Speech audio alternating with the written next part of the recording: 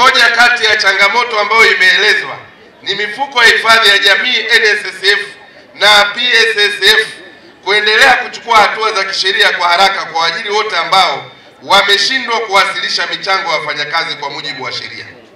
Kwa hiyo ninaelekeza katibu tawala wa mkoa kuwaita wakurugenzi na waajiri wote na kukaa na mifuko ya hifadhi ya jamii, tutengeneze makubaliano ya namna ya kumaliza madeni haya na tuyasimamie yalipwe.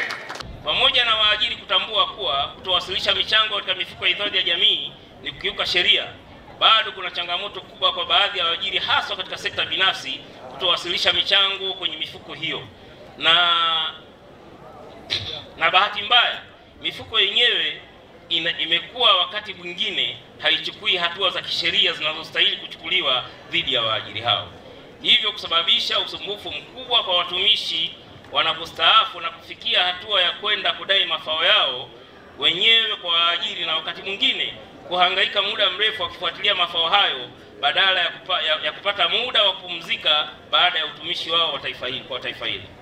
Ni wajibu wa mwajiri kulingana na kifungu cha sheria kuhakikisha namba 62 kuhakikisha kwamba wafanyakazi wanapofanya kazi katika maeneo yao wanatakiwa kulindwa.